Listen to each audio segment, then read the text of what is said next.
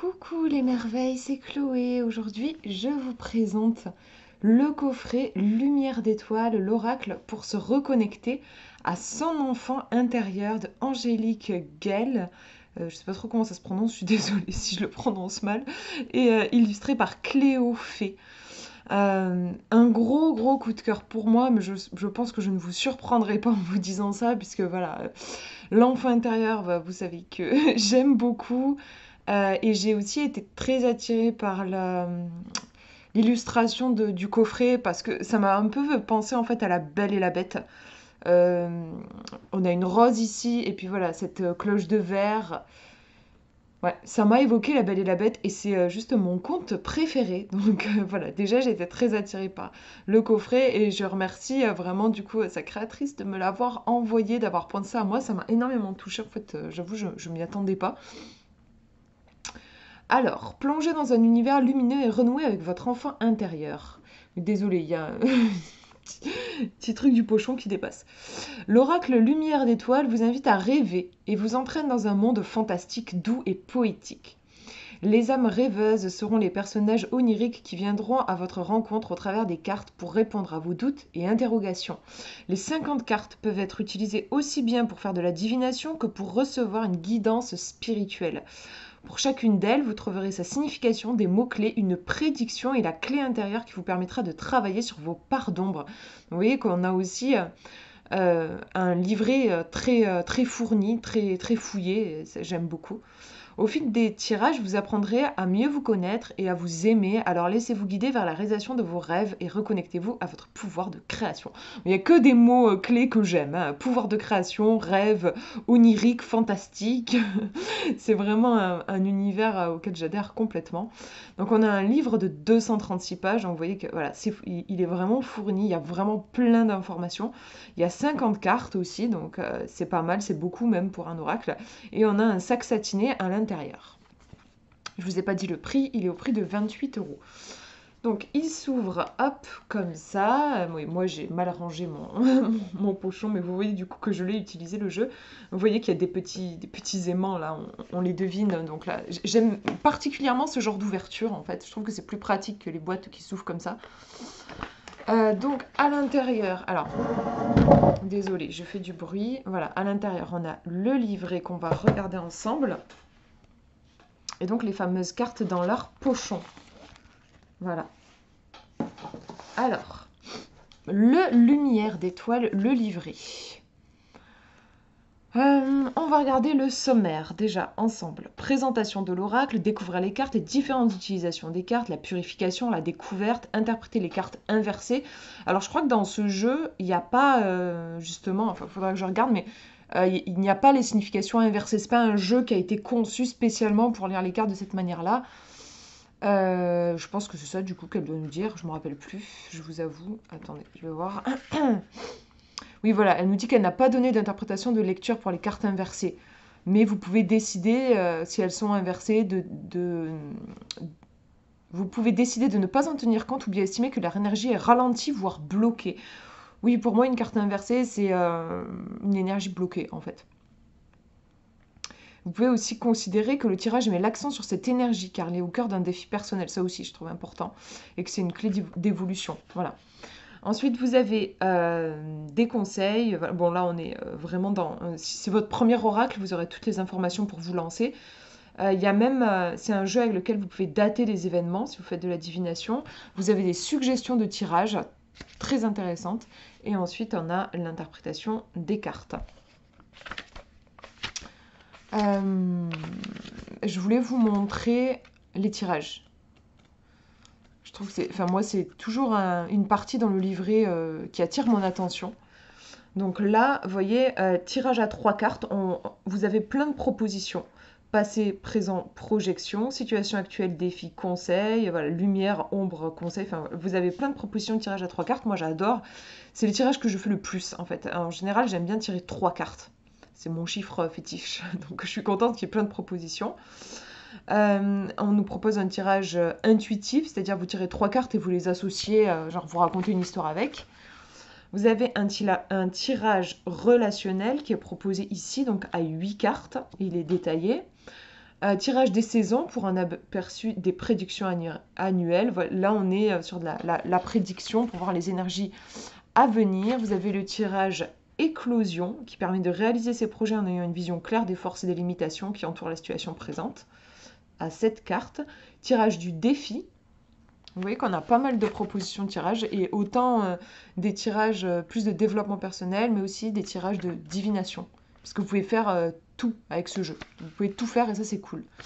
Au niveau des interprétations des cartes, comment ça se passe? Vous avez l'illustration en pleine page, le nom qui est repris ici, les mots-clés en gras. Ensuite vous avez le texte. Je tourne la page, vous avez les significations divinatoires, ce que la carte peut présager. Si vous cherchez à connaître l'avenir, vous allez avoir des pistes, plusieurs pistes, et vous piochez dans ce qui vous parle. À chaque fois, j'aime bien cette mise en page, en fait, où juste on revient à la ligne, voilà, ça permet tout de suite, genre là, ça me parle pas, ah bah tiens, c'est celle-ci qui me parle. Voilà, ça j'aime beaucoup, moi, ce genre de proposition. Après, vous avez message des âmes rêveuses. Donc là, on est plus sur la partie guidance et développement personnel. Là, vous avez divination et là, guidance et développement personnel. Pour moi, un jeu parfait, c'est vraiment un jeu où il va y avoir les deux. Pour moi, il n'y a pas de divination sans guidance et il n'y a pas de guidance sans divination. Je trouve qu'il y a vraiment besoin des deux pour avoir un bon jeu. Et là, c'est le cas, donc je suis vraiment contente. Et vous voyez, vous avez des clés intérieures. Donc là, vous pouvez vous amuser à, si vous aimez faire du journaling, vraiment et répondre par écrit, ou bien à voix haute, ou bien à méditer tout simplement sur ces questions. Donc voilà, vous avez ça pour chaque carte. Personnellement, j'adore. C'est vraiment le genre de livret que j'aime. Pratique, concret, précis. Sans que ce soit non plus trop. Quand il y a trop de texte, moi je me noie, je suis perdue. Donc là, personnellement, je raisonne vraiment avec le livret.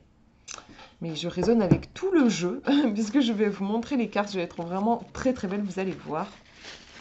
Alors, le pochon, donc, je sors les cartes. Alors, déjà, on a un dos, je sais pas ce que vous en pensez, mais moi qui m'évoque vraiment Disney. Hein. C'est pas pour rien si ce jeu me parle. Je vois vraiment la petite étoile là qui fait le tour du château de Disney. Et vous voyez que les cartes, elles sont glossy. Elles ont des tranches de la même couleur que le pochon. Là, on est sur du... C'est un peu, on dirait du cuivré, orange cuivré, ouais.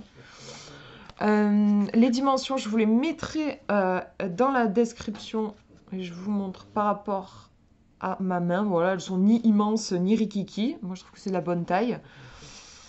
Et il n'y a pas de souci sur la qualité, je trouve. Elles sont assez costauds, je trouve. Bon, après, j'ai pas énormément tiré les cartes avec. Je l'ai depuis pas longtemps, mais je trouve qu'il n'y a aucun souci. En plus, vous voyez, se sont pas trop abîmées, alors que je les ai pas mal brassées. Et que souvent, quand on a un dos sombre, ben, on voit vite les éraflures ici, alors que là, c'est pas trop le cas, je trouve.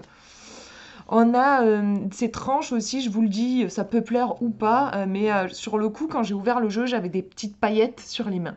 Moi, j'adore, parce que je suis dans un univers de licorne, j'adore. Mais il y a peut-être des gens que ça pourra déranger. Ben voilà, je crois que je vous ai tout dit sur les cartes, là. Je vous les montre. Donc, elles sont mélangées. Il y a Cookie qui ronfle. Alors, je vais essayer de faire une mise au point et de ne plus trop bouger. Là, c'est pas évident. C'est là. Voilà. Celle-là, je l'adore. Cette carte-là, j'adore. Le cocon, forcément. Je ne peux que aimer. Moi qui aime rester dans ma grotte. J'adore les illustrations. Pour moi, ce jeu, c'est un coup de cœur intégral. J'aime vraiment tout. J'aime trop. J'aime aussi les sujets qui sont abordés. Comme on est sur un jeu qui peut faire du divinatoire, bah, vous n'avez pas que des cartes gentilles, hein. Enfin pas que des cartes, comment dire, sympathiques à découvrir, quoi. Il y a des cartes qui vont vous parler de choses difficiles. Malgré, voilà, malgré ce côté très doux du jeu, très poétique et tout ça, bah, voilà, il dit les choses. Et ça, moi, j'apprécie. Ça aussi, j'ai vachement aimé. C'est assez rare, voire même c'est le seul jeu que j'ai comme ça. Vous avez l'énergie yin. Je pense que de base, on aurait plus, enfin, traditionnellement, on aurait pu s'attendre à avoir comme titre la consultante ou bien la femme. Et là, on nous parle de l'énergie yin. Moi, j'aime beaucoup cette subtilité. Je sais que personnellement, les cartes de la consultante ou de la femme dans un oracle, dans un jeu divinatoire, moi, je vais la lire, l'interpréter comme une énergie féminine, cette énergie yin. Donc voilà, j'apprécie beaucoup ce choix aussi dans le titre.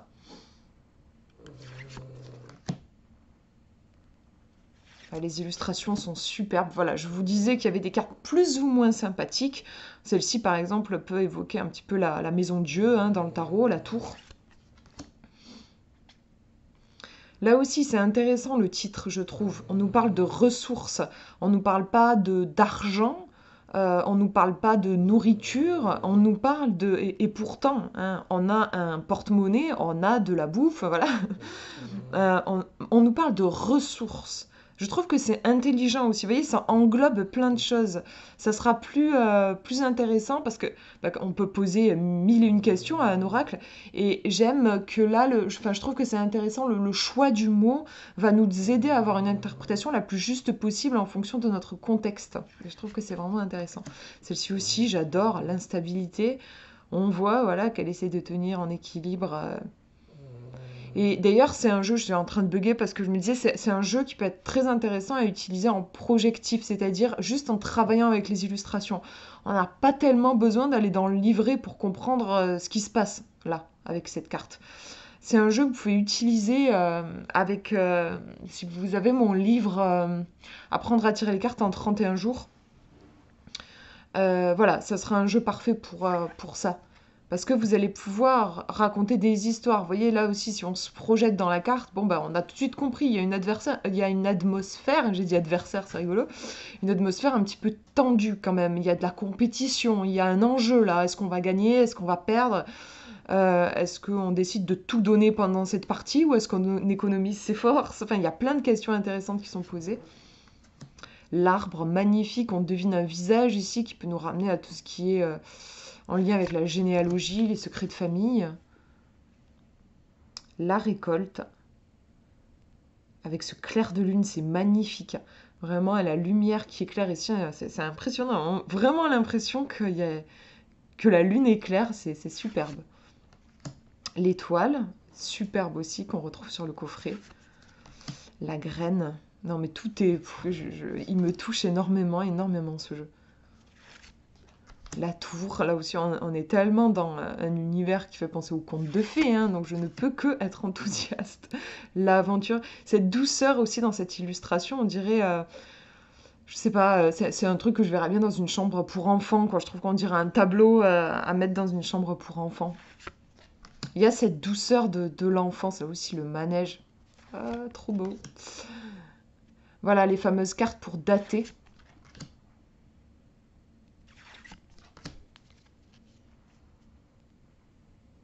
L'hiver, et oui, on y arrive doucement, mais on y arrive vers l'hiver.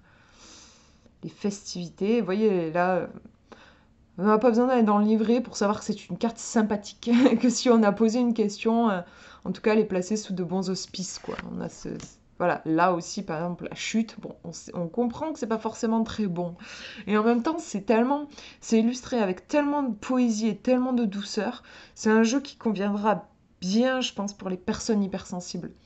Parce que ce jeu, il vous fera passer les messages, il vous dira les choses, mais avec douceur. Et je trouve que c'est important. C'est important. La créativité, superbe aussi.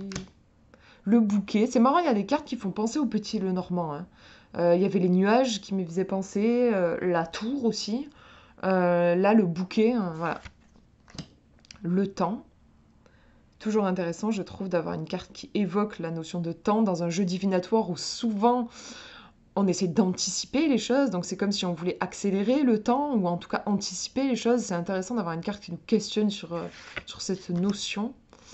Métamorphose. Voilà, on se croirait vraiment dans le Petit Chaperon Rouge. C'est superbe aussi. Les jeux d'ombre, les yeux voilà, dans l'ombre, dans la pénombre. Cette femme qui a l'air, je trouve, suffisamment forte en fait pour traverser ce qu'elle doit traverser. Je trouve que c'est assez puissant ce que dégage cette carte. La fatigue, je dirais que je suis assez dans ce mood-là en ce moment. C'est un petit peu compliqué, mais je m'accroche. Après, c'est le temps aussi hein, qui fait ça. La rapidité, je l'aime bien aussi. J'aime bien avoir des cartes comme ça qui vont comment dire, nous permettre de mesurer le timing des choses. Est-ce que les choses s'accélèrent? Est-ce que les choses ralentissent? Est-ce que les choses sont comme figées en pause? Voilà, là, ben, on a notre réponse. L'amour, une très belle carte aussi avec beaucoup de tendresse. La clé.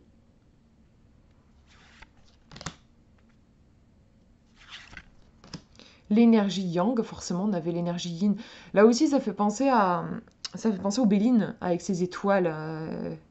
L'étoile de l'homme et l'étoile de la femme, il y a dans le Béline. Ici, ça y fait un petit peu penser. La lettre.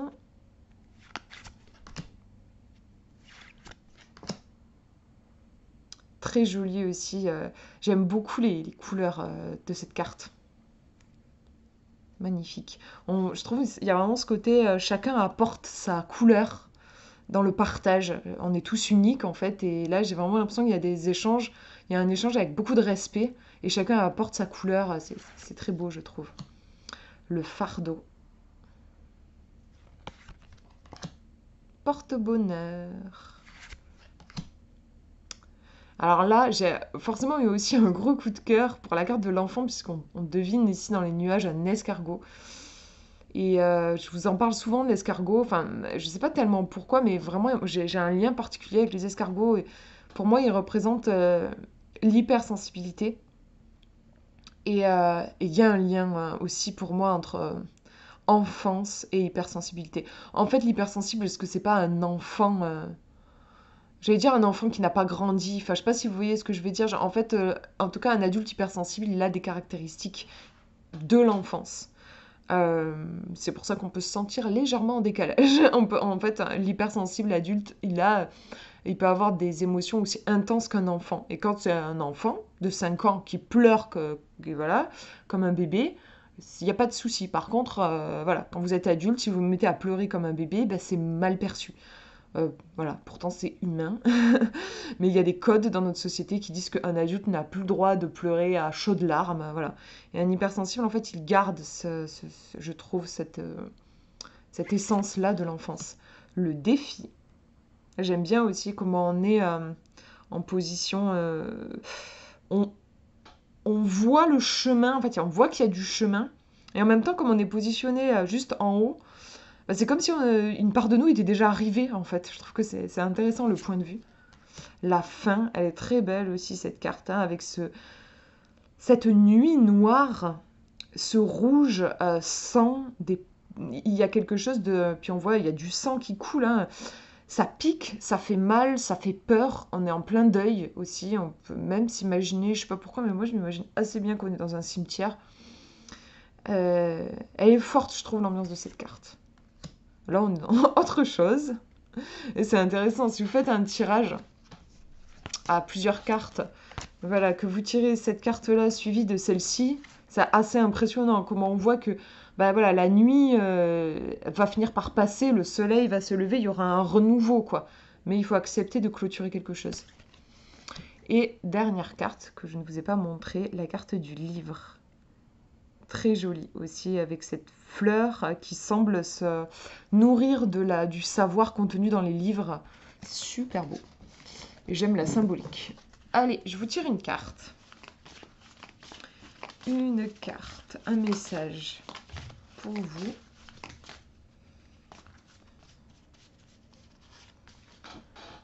Hop. Ah, le fardeau.